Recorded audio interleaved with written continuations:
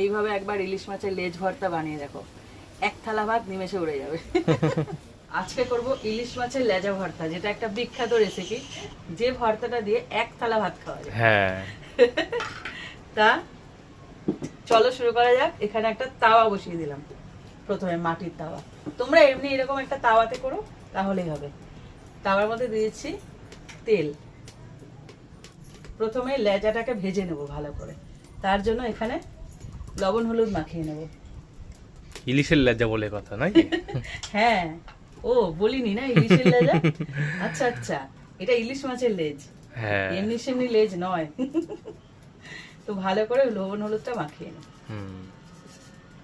তেলটা পুরোপুরি গরম করে নিয়েছি, এবার লেজটাকে ভেজে নেব।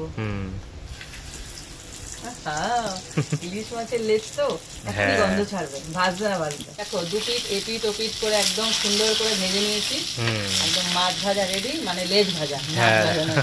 এবার এটাকে তুলে নেব। এবার এই তেলের মধ্যে ভেজে নেব লঙ্কা, আর একটু তেল দিয়ে দিই, শুকনো লঙ্কা দুটো ভালো করে ভেজে নেব। সব প্রিয় জিনিস আমার শুকনো লঙ্কা, দেখবে ভাজা বিশেষ তেলে দারুণ লাগে পান্তা ভাতে। দেখো লঙ্কাটা ভালো করে ভেজে নিয়েছি, এবার এটাকে তুলে নেব। এবার এই তেলের মধ্যে ভেজে নেব রসুন, থেতো করা রসুন আছে এখানে,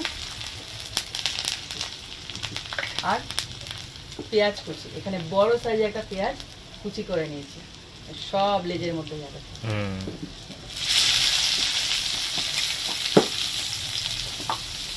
এবার এটাকে ভালো করে ভেজে নেব।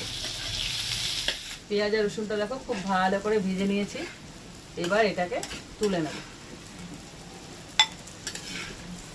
দেখো এই যে লেজটা নিয়েছি আর এই যে ভাজাটা নিয়েছি, প্রথমে লেজটাকে ছাড়িয়ে নিতে হবে, একটা যেন কাটা না থাকে, কাটা থাকলে তো মুখে পড়বে।